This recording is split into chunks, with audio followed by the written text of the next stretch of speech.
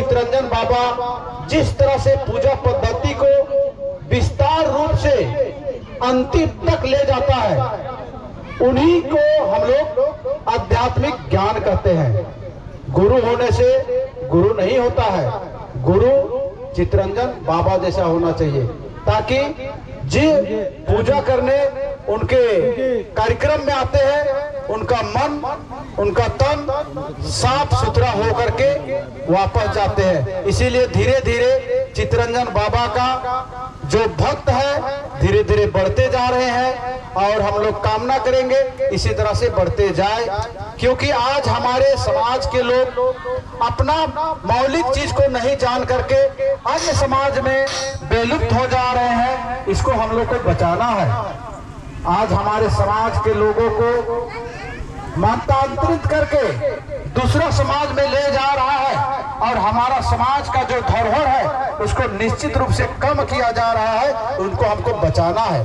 आज हमारे अखड़ा में आदमी कम हो जा रहे हैं, आज हमारे झाखरा में आदमी कम हो जा रहे हैं, हमारे धुमकुरिया में बैठने के लिए आदमी नहीं मिल रहा है, क्योंकि हमारे समाज के भोले भाले लोगों को दूसरा जगह ले जा रहे हैं, मॉडलिंग जमाना में ले जा रहा है। इस चीज से हमको बचाना है। मैं यही शब्द कह करके अपने समाज को संदेश देना चाहता हूं कि आप लोग बचे। हम लोग को बचाने के लिए कोई नहीं आएगा। यहाँ ईसाई हमारे बचाने नहीं आएगा, मुसलमान नहीं बचाने आएगा।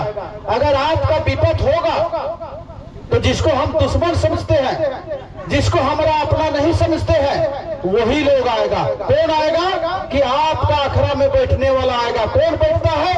साधारण वर्ग के आपका अखड़ा में, आपका झखरा में, सभी जगह आपका चीज को प्रणाम करता है। पहाड़ को कोई प्रणाम करता है क्या? हम लोग का समाज के अलावा कोई प्रणाम करता है, लेकिन साधारण समाज के लोग पहाड़ को प्रणाम करता है, इसीलिए हम लोग उसको अपना मानते हैं। और अन्यथा हम लोग का विधि विधान अलग है, रहन सहन अलग है, खान पान अलग है, हम लोग का बहुत कुछ अलग है, फिर भी हम लोग उसको अपना मानते हैं। बहुत बहुत धन्यवाद।